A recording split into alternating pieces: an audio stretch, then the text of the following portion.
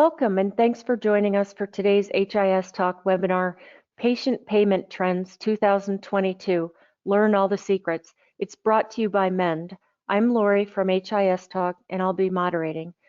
We have two speakers from Mend today, and with that, I'll turn it over to Brooke. Thank you, I appreciate that. Hello everyone, my name is Brooke. I am a junior marketing coordinator here at Mend, and today I have the privilege of joining Matt McBride, CEO at Mend. Matt, how are you doing today? I'm doing awesome, Brooke, and thank you for the introduction, Lori. It's great to be here.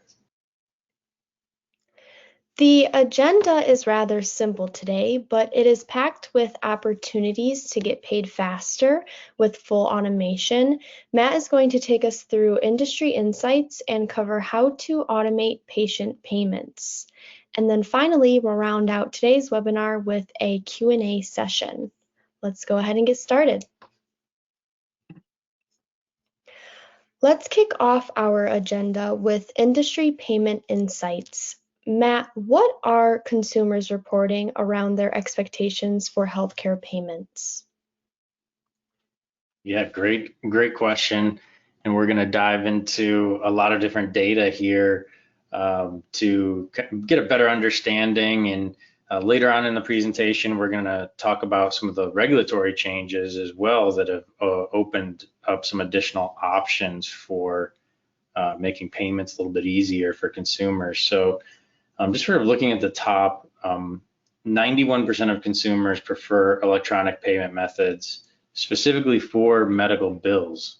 So we know this is how people want to pay. They want to pay in a more electronic fashion. 60% of consumers expect their digital healthcare experience to mirror that of retail.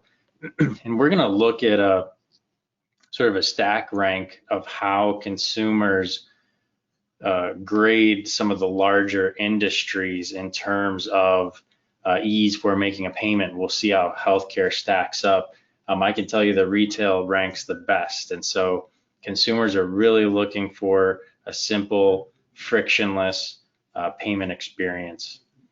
And then 45% of patients would pay faster if they're notified by email, text, or phone call. So consumers are reporting that, you know, if you make it easier, not only will I pay, but I'm going to pay faster. So I think there are a lot of incentives potentially to removing the friction from the payment experience.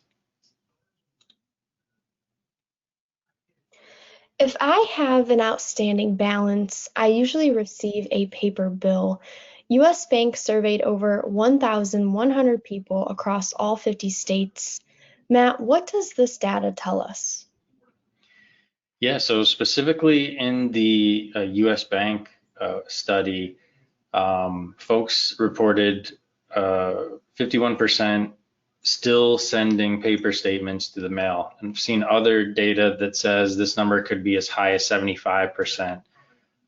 We've ran polls, and it's always the majority of respondents are still sending paper statements. And while the paper statement may lead to a payment portal of some kind, or you know, maybe there's a QR code, it's still a cumbersome process. It still takes time and expense to get things you know, through the mail, and then you know, that could be weeks, that could be 30 days later in a process, or maybe you have to send multiple statements now. So it's just an inefficient experience for everyone. It costs a healthcare organization more, it creates delays in the process, and there are easier, simpler ways of doing this now. But you can also see that we have early adopters and we have pioneers, and we'll look at some data specifically related to early adopters here in just a bit. But folks are starting to embrace and implement other solutions. So you see some folks offering phone calls. There is an online portal, but a lot of times a paper statement and online portal go hand in hand. Some folks are using apps, and some folks are using text messages to pay as well. But still a big opportunity. get rid of the paper, get rid of the inefficiencies, get rid of the extra expense, and create a frictionless process. The U.S. Bank survey also asked respondents about the most difficult payment processes. Matt, what do these insights tell us? Yeah, so I touched on it a couple slides ago. So here you go. You can see that healthcare is really in a league of its own relative to everybody else. And we saw that consumers were really wanting their healthcare experience to mirror that of retail. And so you can see this stack rank here, but let's go through a couple of them. We've all, everybody that's attended has, probably bought something in all of these categories, but I think it could be helpful just to dig deeper a little bit. From a retail perspective, I think retail really has two different forms. You have in-store purchases where you just swipe your card, insert your card, tap your phone. Pretty easy. You control your payment method. You don't have to give it to anybody, and you're able to make that purchase. But retail also includes online. And a lot of online stores will just store your card on file for you. So in many cases, you're not even having to enter your payment information at all. It's all stored securely, tokenized, et cetera. And so I think, that is a potential opportunity, right? Storing the card on file for somebody so that they can easily pay later. Then you've got restaurants. Restaurants, you do have to hand your card over, but then somebody goes and processes the payment for you. So it's pretty easy. Grocery, similar to retail, tap, swipe, insert your card. Lodging, we generally you have to put that credit card in advance to secure a reservation, and they keep that card on file and maybe confirm that card when you check in. And then from there, it's pretty much all automatic. You put that card on file, and you could just walk out at the end. You can drop your keys off in a box, walk out. They're gonna charge you and email you a receipt. So a pretty simple process. And so I think there's some opportunities to mirror that. Banking system, there's a lot of more convenient options these days to transfer money, take pictures of checks, but I think banking makes things a little bit easier with bill pay because different organizations maybe that still send paper where you're required to still send a check. They've made it easy to just go into a portal and have that check sent out on your behalf. Airlines, I think are pretty simple. You put that card in, they charge your card, and then when you're going through a check-in process, you can upgrade your seat, add baggage, whatever. The payment is already on file, and you can just accept those changes at the end. So they've made the process pretty simple. And then we have telecom and utilities. I know for our utilities company, they still send a paper in the mail. I think telecom has switched a lot to cellular services, which you can sign up for auto payment. So you can put a card on file and they can just bill you automatically every month. So pretty easy. Utilities companies, maybe not so much. Maybe you do have to send a check or use your banking bill pay. And then there's healthcare. Healthcare is usually a couple weeks, several weeks, 30 days after the fact, after everything's gone off to insurance. Potentially you get a complicated statement. Maybe you go to a portal, the portal's asking you for a bunch of IDs, you're trying to figure out on the paper statement that you got, and then you're trying to finally make that payment. And with all the friction and all the delays, there's opportunities for people to just file that invoice, that statement in their garbage if they want. And so there's definitely opportunities now and to create a whole new experience that mirrors some of these other industries. On one side, patient satisfaction and retention are very important, and on the other side, healthcare organizations need cash flow to run their operations. What do some of the other industry reports tell us?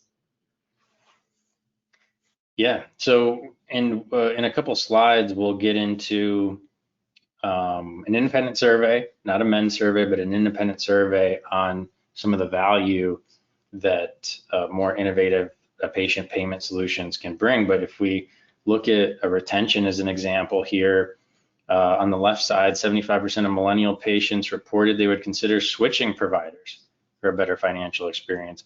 Some surveys have showed that as many as 90% of people would consider switching.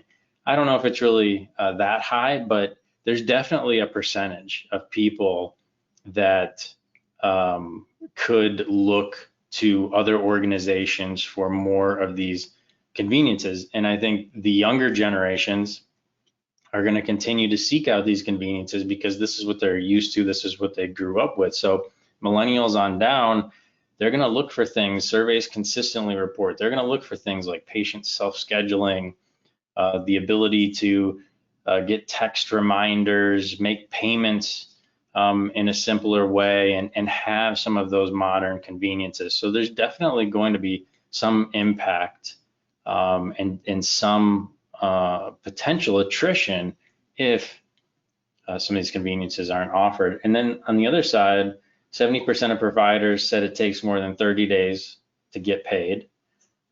So that's not good.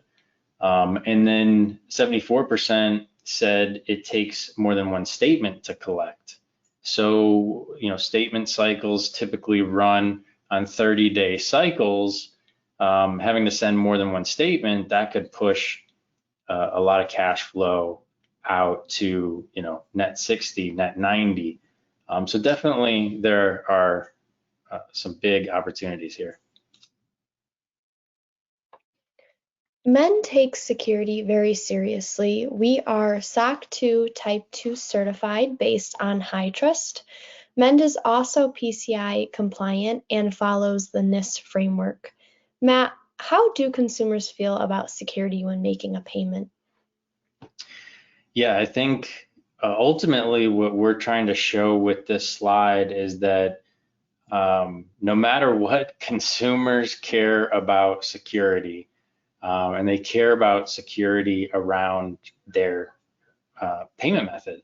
Now, most folks are, maybe using a credit card of some kind, and everybody that's attending on this call, we've all had that transaction show up that we don't recognize, and maybe we're not on the hook for that amount, but now we've got to shut that credit card down. You can't use it. You get a new credit card in the mail. You've got to update your credit card everywhere. So consumers don't want that to happen. Maybe other things have happened to people with identity theft and some of these other things that are very common. So I think this slide isn't necessarily to say, oh, well, one form of payment is perceived to be more secure than another.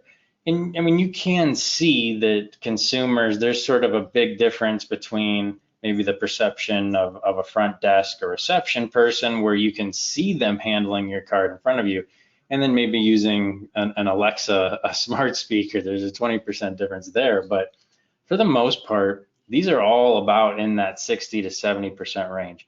And so the point is that communicating security, communicating that you take security seriously in regards to whatever payment solution you implement is going to have a very positive impact on that experience. So let's say, for example, just using our solution as an example, if Mend were to create a more mobile text-based payment experience, right?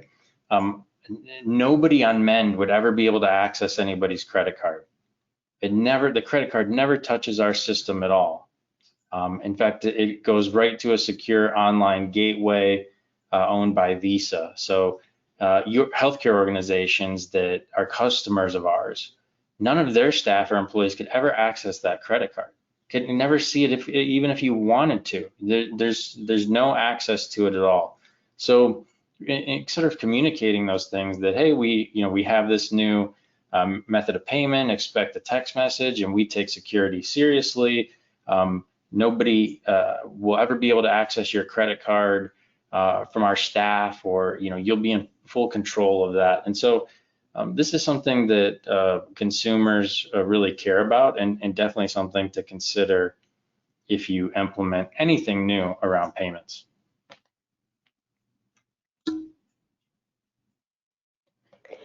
Before we move on to the next section, patient financial engagement is relatively new. Matt, what can we learn from early adopters?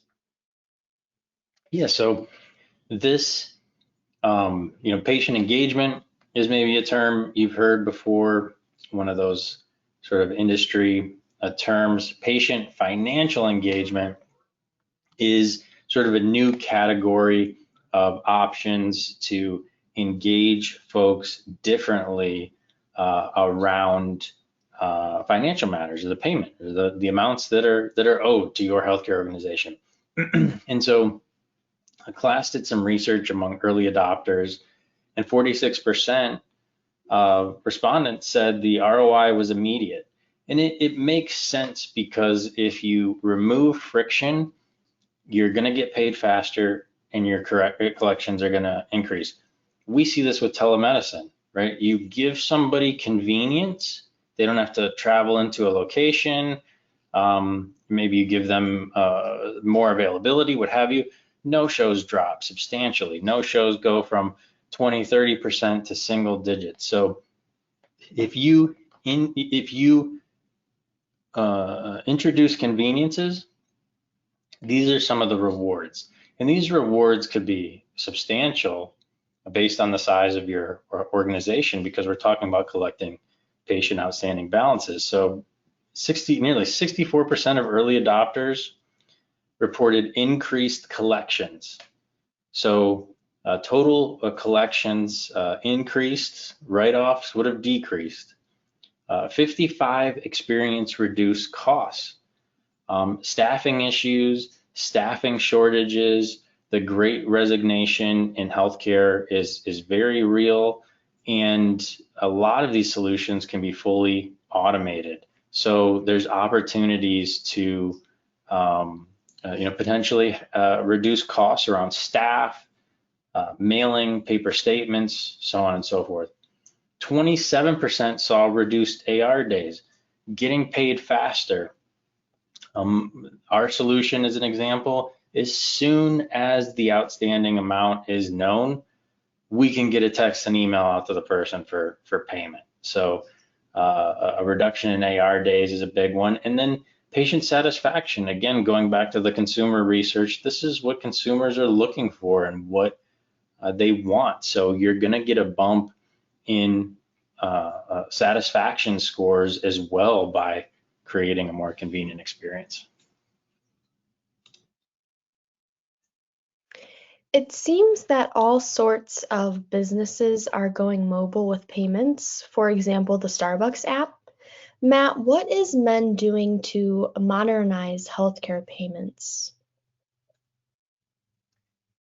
Yeah, so we just want to use Mend as an example. We're not going to go too deep into the product. We're going to explain it a little bit and then get more into the regulatory side and what's changed there to sort of open the door for more modern ways of patient financial engagement. So, and we'll give you just a real quick 2-minute demo on this as well. But essentially, we can get that outstanding balance.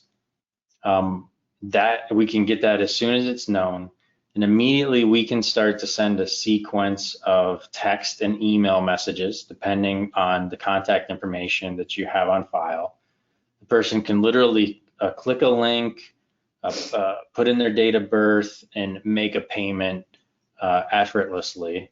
And then any payments that we receive, we can record that back or post that back into the billing system so that everything can be reconciled and everything can align from an accounting perspective as well for the organization.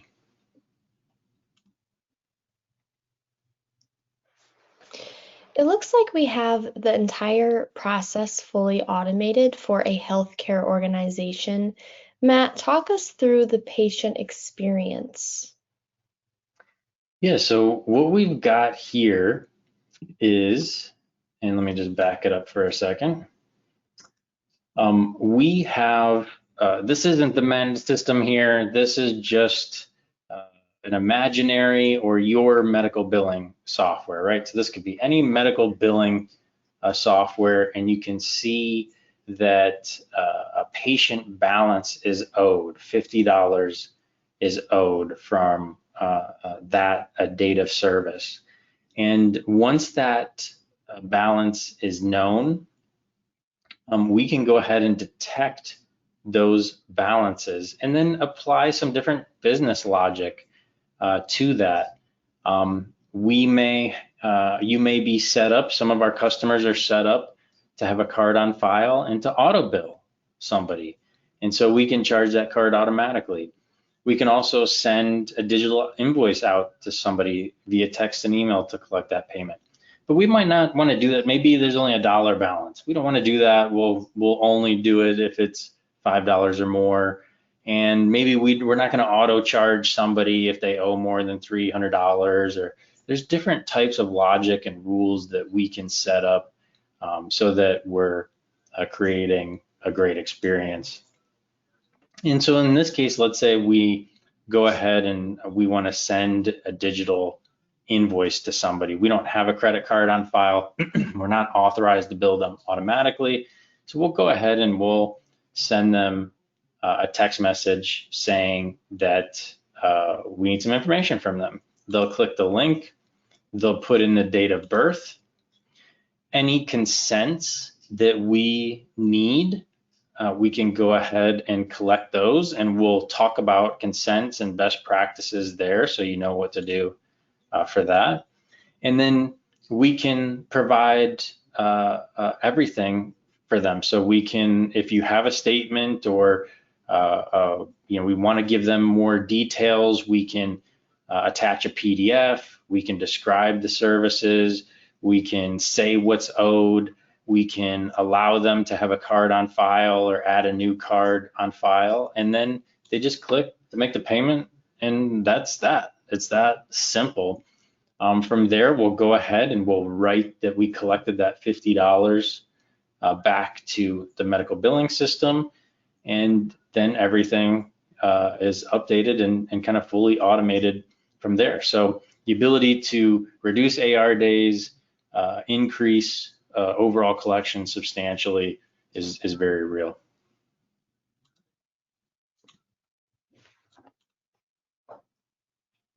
Oops. Go to the next slide here. The patient side looks very user-friendly. Matt, what kind of results are we seeing so far? Yeah, so when we send these forms out as an example, we get about 72% of them back overall, and around 44% within 24 hours. So that's almost half, right? Almost half is immediate or same day. And then we do have a series of reminder notifications, and we're seeing about 72% come back overall. For folks that have a card on file and have authorization to charge a card automatically, the numbers get even better and even higher. A 72% completion rate is pretty incredible. Matt, what are the secrets of achieving high engagement rates around patient payments? Yeah, so there's definitely some things to pay attention to no matter what solution you go with. One of the things that we always look at if you're doing anything in digital health that involves patient engagement, patient financial engagement, you've got to have proper contact information on file. So we're always going to recommend that you have a phone and email address on file. 96% of the time, a phone number is going to be a mobile phone number these days. But we'll actually measure the health of the contact information and help identify who's reachable, who's unreachable, etc. The next is, you want to be sending a text message the right way. Sending a text message using a short code is going to make sure that you reach the inbox. So, how you send a text is going to be very important to making sure that that message gets through and that link gets through.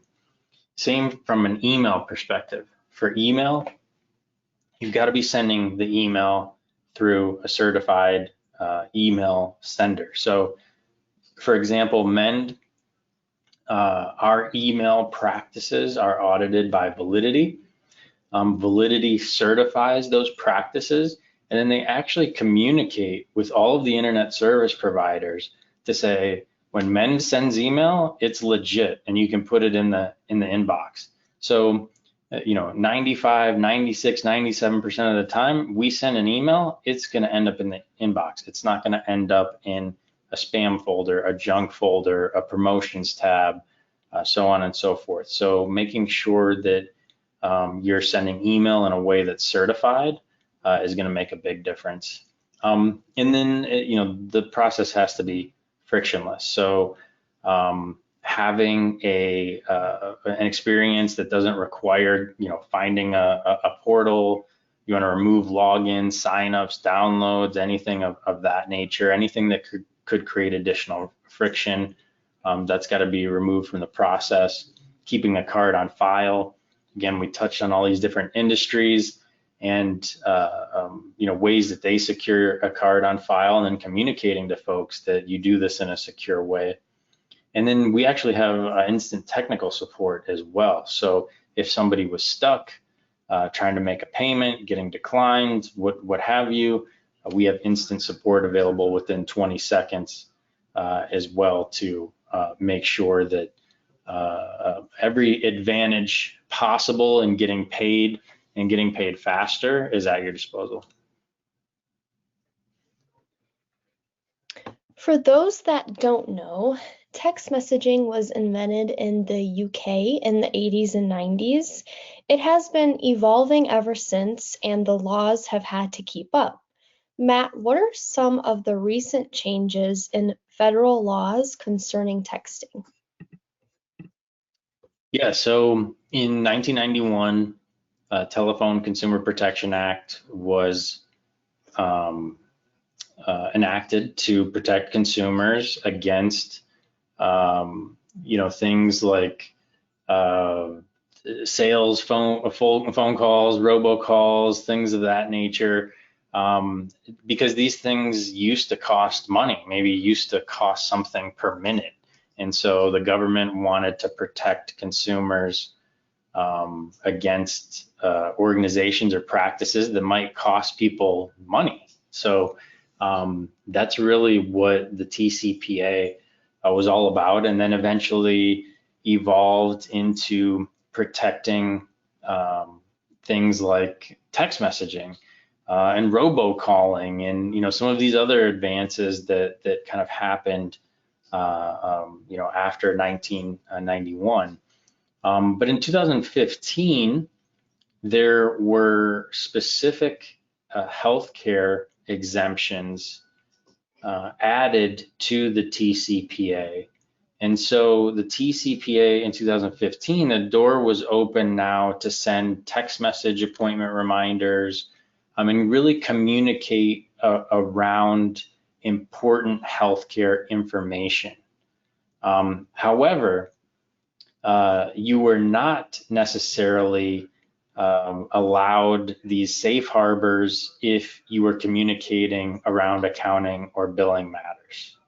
So while you could send information about an appointment reminder, about prescriptions, about other types of important healthcare information, if it was billing, accounting related, you had to get somebody's express written consent to be able to text them make phone calls and do use some of these other modern ways of engagement. Now, fast forward to 2021, and for whatever reason, Facebook takes a case all the way to the Supreme Court that basically almost does away with the TCPA. And a lot of the TCPA is based on the definition of an auto dialer. And that definition was reduced to something that randomly generated a phone number or that called phone numbers in a sequential order. So basically, you were never provided this person's phone number. You don't actually know what this phone number is. And so with the definition of an auto dialer being reduced in scope to something that randomly generates a phone number, that basically means that the ability, the requirement to have somebody give express written consent to receive a text message, a phone call, some of these other things has all gone away. If you are not using a random phone number generator, these laws don't really apply. And this really makes sense because most of us aren't really being billed per minute, per text message anymore. Most of us have, unlimited plans. There are certainly pay-as-you-go plans and things of that nature, but for the most part, somebody isn't going to, incur a bill for receiving a text message or receiving a phone call. So that Supreme Court case from last year really opens the door for patient financial engagement and maybe other types of patient engagement as well. We saw in the demo a few slides back that Men can capture consents on behalf of customers. What is Men doing to ensure compliance and best practices? Yeah, so the rules changed for TCPA. However, it's still a best practice to get a consent. And we showed in the demo, it was very easy to capture this consent, right? And we showed the consents, they can look at them, they can accept them, so on and so forth. So even though you're not necessarily required by law to have express written consent, it's still good to capture consent at some stage in the process. So if you look at like text and email, for example, it's still good to have a consent on file, protect your organization, create the best posture possible in the event of an audit or any type of situation you might be in. It's always best just to have this on file, and we can make it effortless to collect these on your behalf. For payments, there's different options for payments, but we should definitely get authorization to put a card on file if you wanted to get an authorization to automatically charge a card on file. We have different variations of those payment consents that we'll provide that you can have your legal counsel review, modify, and we can load those into our system and collect them for you on your behalf. And then, we're talking about collecting consents electronically. We'll need to have an e-signature consent. And there might be other things that you're doing within the system, like maybe telehealth or some other things that you're doing, and we would, as a best practice, provide those consents as well and make it really easy to collect those so that you have the best legal posture and have really done everything to communicate, set expectations, and then really protect your healthcare organization as well. Matt, as a healthcare organization, what types of problems does a solution like this help to solve? Yeah, so just to recap a little bit here, as we start to get close to our Q&A session here, and as we saw in some of the class research as well, there's opportunities to reduce AR days. So get that revenue in faster, save staff time and labor with the Great Resignation and some of the staffing shortages and things like that that are going on. There's definitely opportunities there, among other costs like paper statements. There's opportunities to increase overall collections, right? And then also increase patient satisfaction and loyalty. We saw that in some of the data as well from class as sort of the last touch in the process. That should be convenient. That should be frictionless as well. So increasing collections, reducing AR days, boosting patient satisfaction, saving costs. There's a number of different ways to win. There's many different ways to win, and if this isn't something that you're looking into, definitely something to be considering here. Before we get to the Q&A portion of today's event, our audience may or may not know that Mend is a complete patient engagement platform for in-person, virtual, or any type of visit. Matt, can you explain this further for our audience today, as Mend can address more than patient payments? Yeah, and just to introduce Mend a little bit more, if you haven't heard about us before, patient financial engagement isn't the only thing that we do. We cover the entire journey before the visit, during the visit, after the visit. So we can help with patient self-scheduling, appointment reminders, making changes to appointments, confirm, reschedules, cancels. We can handle all the digital forms electronically. We have digital check-in processes that are coming. We can introduce the ability to pay a copay before a visit. We can facilitate the visit itself. So our telehealth is something that's very popular on our platform, and there's a lot of neat features there. And then anything after the visit. So if post-visit notifications, getting feedback and reviews, one of the most important touch points after a visit, if there's any outstanding balances, collecting those balances from a patient. So won't spend too much time here, but did want to introduce what Mend can offer, and Mend can really help in a lot of different areas for any healthcare organization.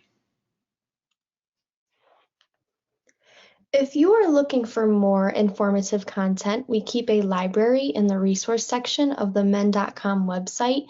We have a more in-depth product presentation of payments titled How to Automate Patient Payments Before and After the Visit. Simply navigate to mend.com, click on resources, and you can access all of our on-demand content there. In our white paper section, we have brand new content titled Patient Payment Trends in Healthcare.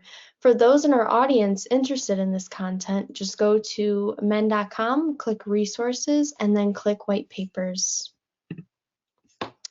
And now we will switch over to our Q&A portion, and I'll hand this back over to you, Lori. Thank you, Brooke. Okay, as a reminder, you can use the console to pose questions for Matt and Brooke at any time. Matt, the first question Sydney asks, in your opinion, why hasn't everyone in healthcare adopted texting options for payments?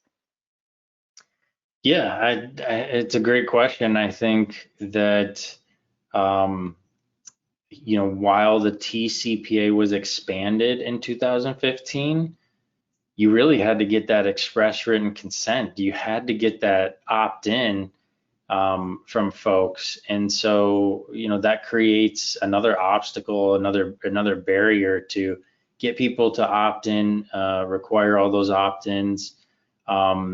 just to be able to send somebody a text. Now, when in 2021, that's changed through a Supreme Court ruling that we covered. It really opens the door for patient financial engagement using text, using email, using phone calls if you wanted to do that. So it's relatively new, and I think that's why we still see the majority of organizations using paper statements still. I think some folks were trying to use apps. Apps you could, if you could get somebody to download the app, you could get somebody to opt in, you could send push notifications, things along those lines. But apps still have a little bit of friction in the process. You have to get somebody to get the app, keep the app, use it. Do they have space on their phone?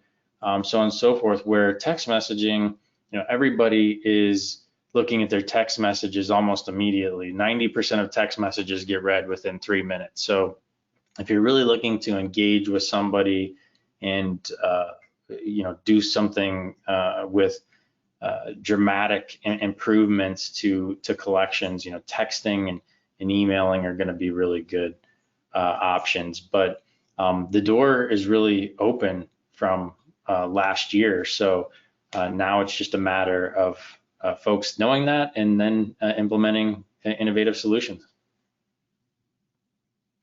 Terrific, thank you. Chuck is asking, are you collecting payments for telemedicine visits or in-person and telemedicine appointments?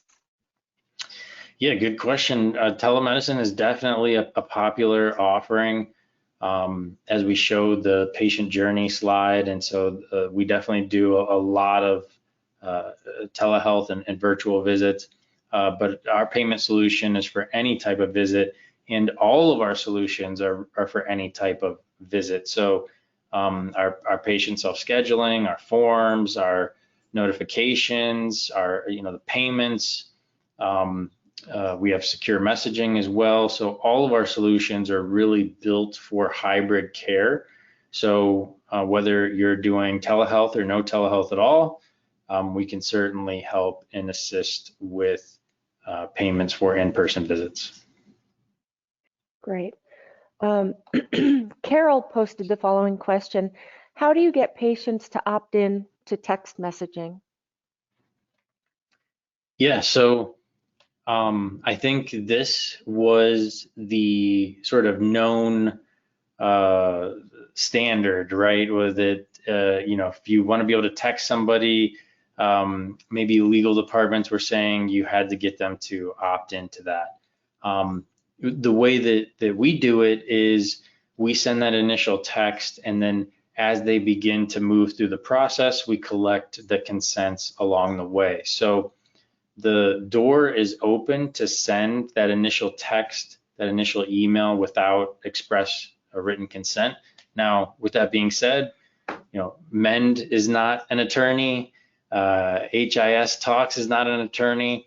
You want to verify all of this with legal counsel, of course, but the TCPA was really decimated last year. So the door is open to be able to send the text. Now, that doesn't mean just send a text. I think collecting those consents,